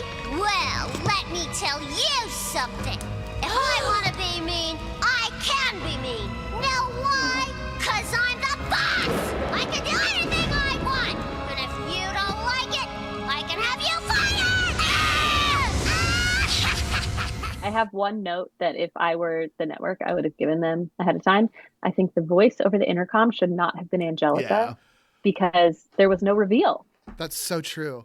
Yes, When the I'm voice making it comes more out- dramatic in this reading than the show made. Yeah, like like the voice over the intercom is Angelica saying like, "Come to the boss's office," and they're like, "Why? What'd we do?" And she's just like, "Now," and you immediately know it's Angelica. Right. Yeah. But if they had done it like a big boss man Mm-hmm. voice, and then the reveal is like he's the guard or something, and then she turns around, I feel like it would have been so much more effective. Yeah. Yeah. Oh, I totally agree. It's a little late. I don't think they can apply the note at this point. Mm.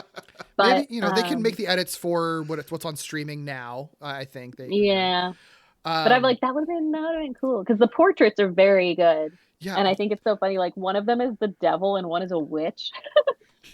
The portraits are genuinely so funny. creepy, and the eyes follow them. Yeah. The eyes from the portraits are following. Yeah, it's like so wild. it's like Haunted Mansion at Disneyland where you're walking down the hall. Yeah. I was like, oh, this is good. It's like what they think a scary thing is. Right. Yeah. Is probably like Halloween costumes they've seen or like things from movies. So it's like there's a witch and there's the devil with the thing and there's like just a lot of like looming shapes. And again, you'll notice there are a lot of like sharp lines. Yeah. It's like a lot of pointy chins and long fingers and things like that. And it's so good. I love them walking down the hall, Yeah. especially because Chucky's always scared and Tommy's scared too. And you're like, oh, they're both Yeah. scared. Yeah. And Tommy's never scared. the hall goes on forever too. Like it's really Very it is long hallway. genuinely creepy and unsettling.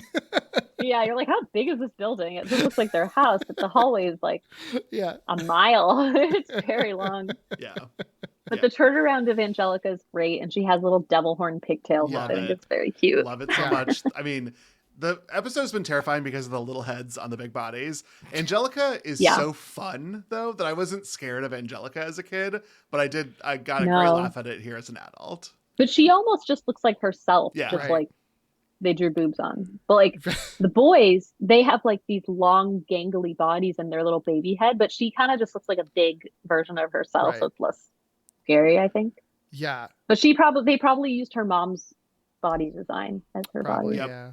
And it gave me her mom, which always then gave me, like, I always imagined Cynthia to be her mother. And, like, that was always, like, the connection for That's me cute. for Angelica.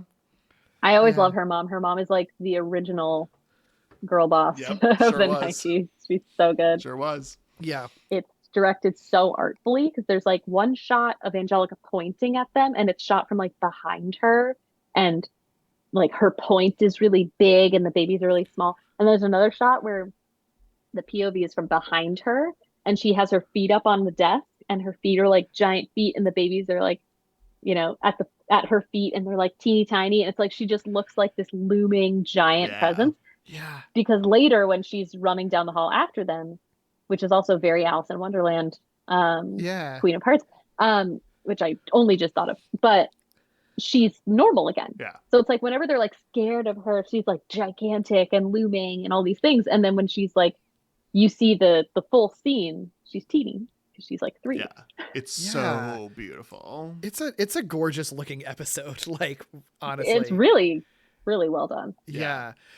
The thing that scared me, shook me to my core, I guess, from what the Angelica bit is like when she specifically says, you're not really big, you're just big babies.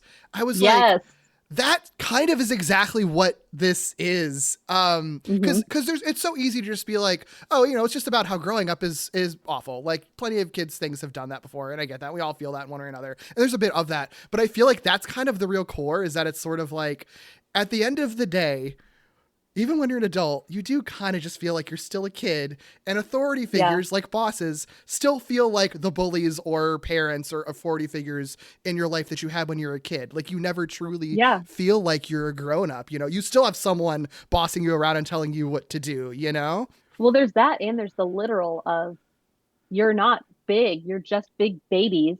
When you think back, you think back to what we were saying before of how we don't ever leave this fantasy, but we have hints of the real world. So maybe they're stressing out in the playpen, and that's Angelica outside being like, you guys aren't big people, you're just babies. Right. Oh, that's so true. Yeah, it kind of works on both levels. I love that. Yeah. I love, though, that it's giving you a space to talk about, I just think that, like, this is indicative of, like, an imposter syndrome, is thinking that you've never made it beyond this thing that you were when you were a baby. I hope that. Yeah, like we all are all just walking around like feeling like big babies. Yeah, I hope you're not feeling like a baby. Which is great for this episode, but it is true where you're like the first time I worked in a production office or an office, I was just walking around and I was like, they trust me to do anything? Right. Like this is weird. Like, and like the first time, like almost every time I drive, even now, I'm driving and I'm like, I shouldn't be allowed to do this. Yeah. Yeah. Why are they trusting? They're trusting so many people to drive a car. Like but me?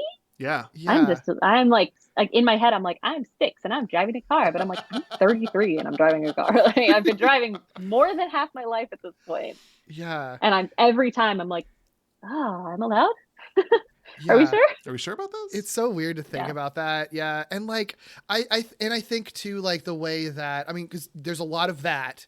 And I also think it had me thinking also of like experiences that I have had working in office settings where like you are kind of infantilized a little bit. Like I remember working a job where we were business attire, and then it'd be like, and now Fridays you can wear jeans, and we're all so excited to wear jeans on Fridays. And I'm like, it's such a weird thing to be a full ass adult. It's like, oh, can I? I'm allowed to wear different pants. Thank you. Like you're literally telling me what I can and can't wear. Like it's so weird, it'll be like, you've got July 4th off, but you'll also get the next day off. We're not fully off. We'll let you leave early. You'll get early dismissal on the next day. And it's like, that's what we used to fucking call leaving school early in elementary school. Yep. Like, it's just weird. And your mommy can pick you up at 1 instead of 3:30.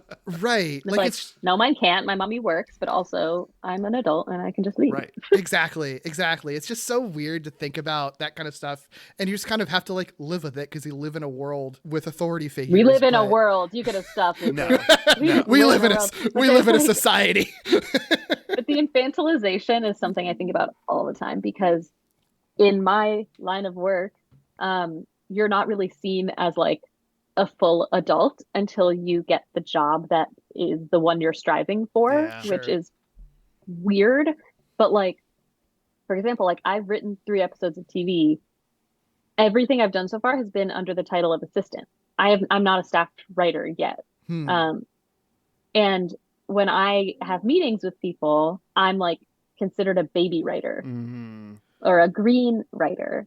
I hate the term baby writer, but everyone uses it. And it's like, that's so weird. In my 30s, and I've been working in this industry now for 10 years. But because I haven't been staffed, I'm a baby writer, or, and like when you're in an office, like when I was like an intern and all these things and assistant, whatever, you're treated so like a kid. It's very gross. It is gross. Honestly. So yeah. Like if you're like an assistant and you're answering the phone or whatever, and someone comes in, they'll just be like, oh, hi, blah, blah, blah, blah, and they're the fake nice because they don't want to piss anyone off that could potentially hire them. But like bosses will like really treat you like children when you're in your 20s. And it's a little less now that I'm in my 30s, but I'm like, but I have been talked down to so many times where people are like, oh, well, it's okay that you have like, a shitty apartment because you're in your 20s. And I'm like, no. Okay, but I'm like 28. Yeah. And also like when you were my age, you were starting a family and had a Right. home because it was so much easier back then to get writing jobs. But there's just this weird generational thing where like every generation thinks the generation below them is babies. Yeah. Yeah.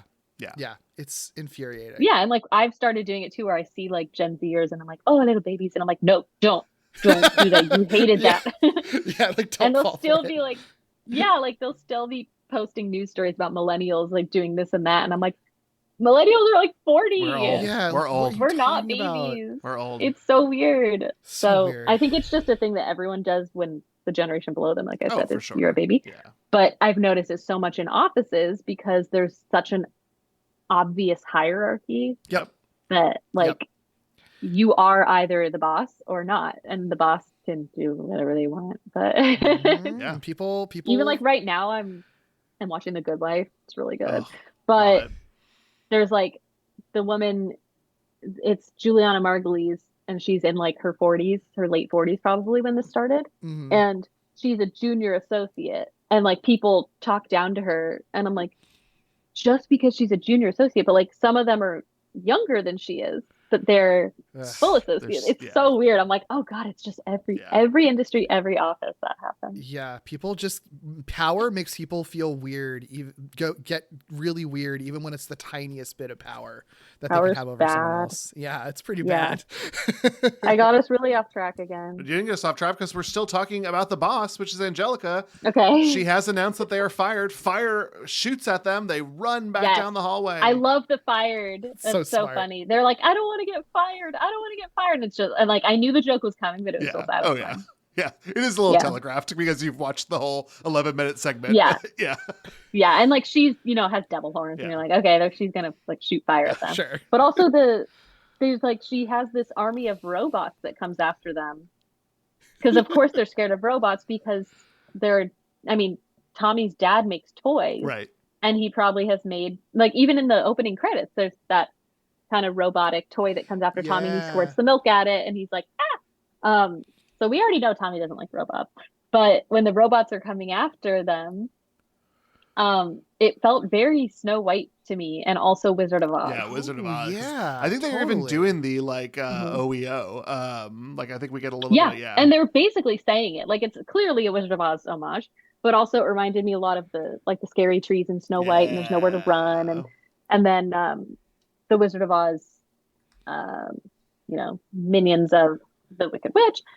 But it was just so well done, and but again, the perspective of the size of things changes so many times because it's going back and forth between the camera POV and the baby's POV. Yeah. And from the babies, the robots are huge, and then when they're coming down the hallway, it's just they're robots, and then Angelica's tiny, Yeah. and you're like, what's going happening on here?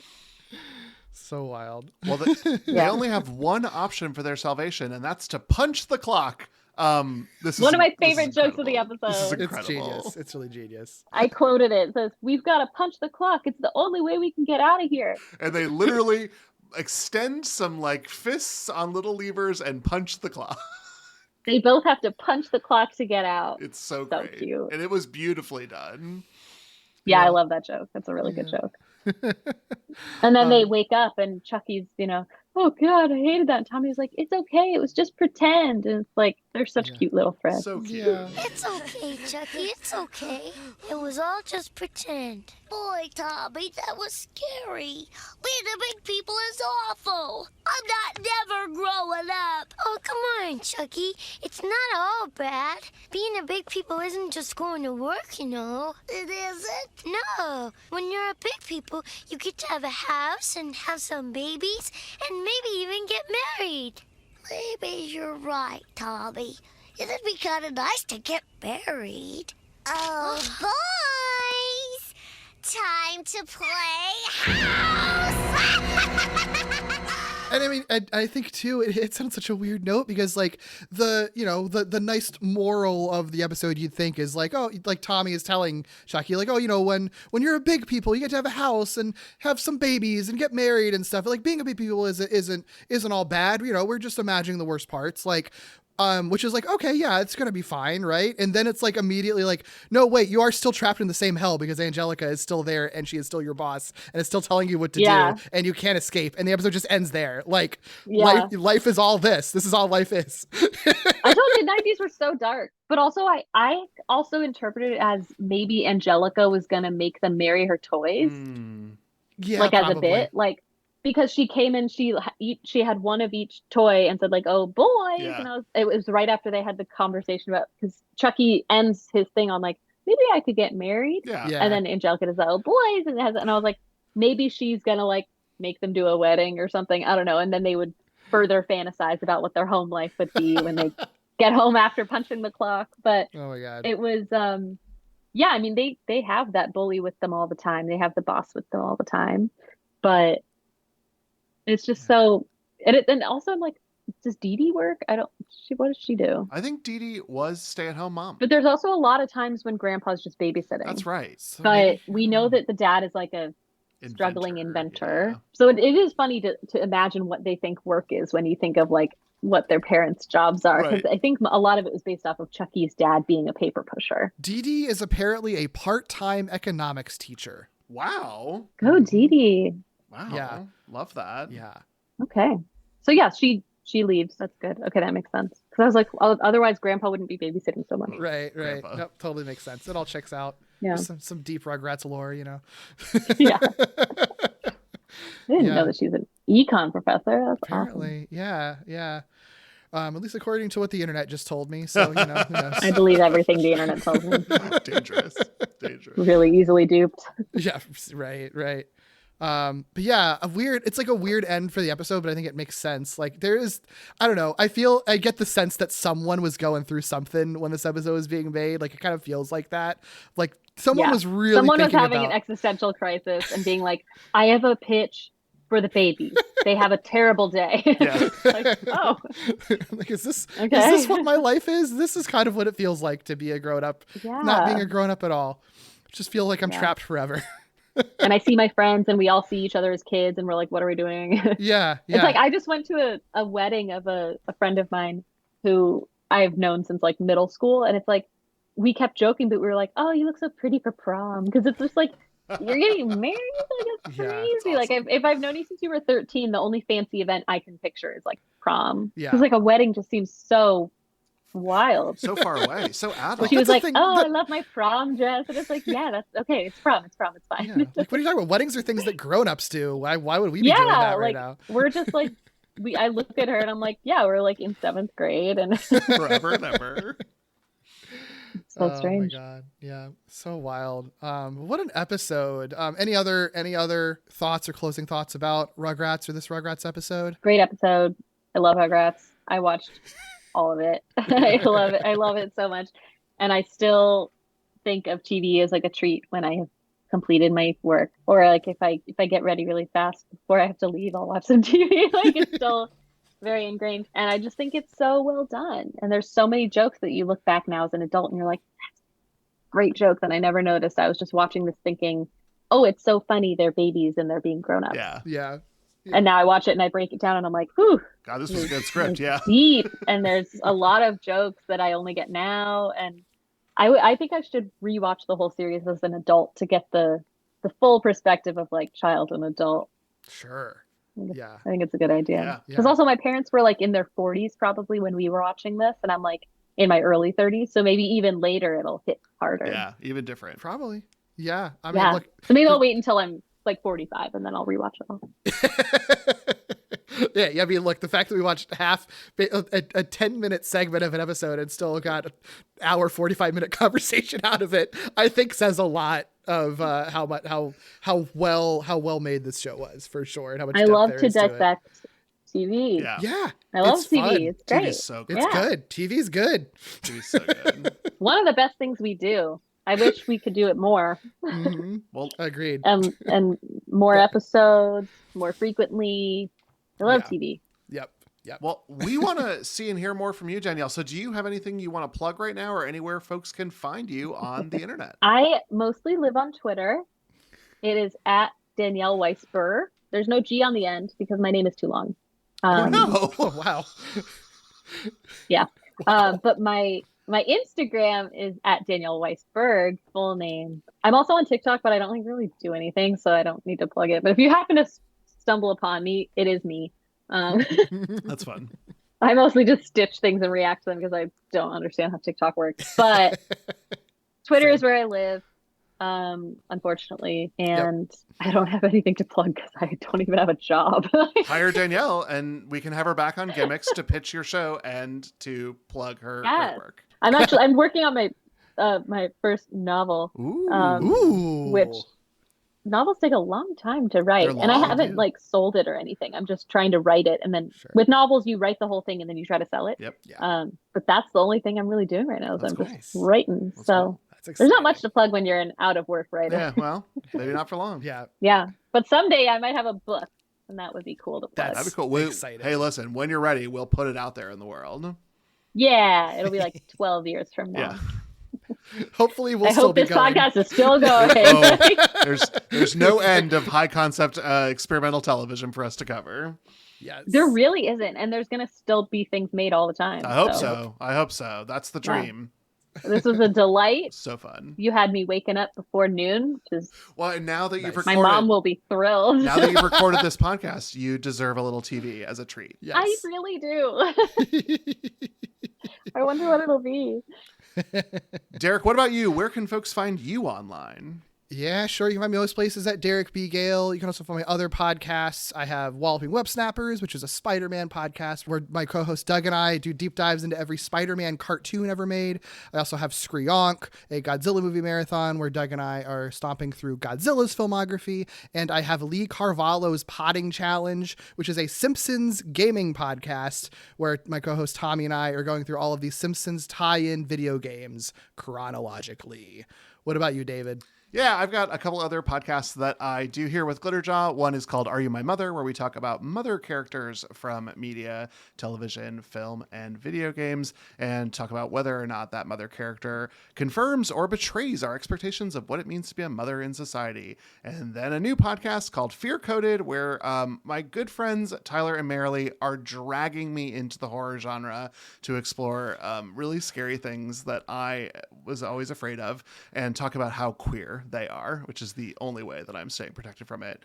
But if you want me directly, I'm most active on Twitter, long live Twitter, as Dimuma22. Gimmicks, of course, is a proud part of the Glitterjaw Queer Podcast Collective. If you're looking for other queer media podcasts, you can check out the full roster of Glitterjaw shows at glitterjaw.com. If you want to support this show by giving us a little tip, you can buy us a coffee at ko-fi.com/gimmickspod. You can also follow this podcast at gimmickspod on Twitter and Instagram. Email us your questions, feedback, and corrections to gimmickspodcast@gmail.com. And of course, rate, review, and subscribe on all your podcast platforms. And until next time, friends, keep being weird. Reptar, he's no ordinary monster.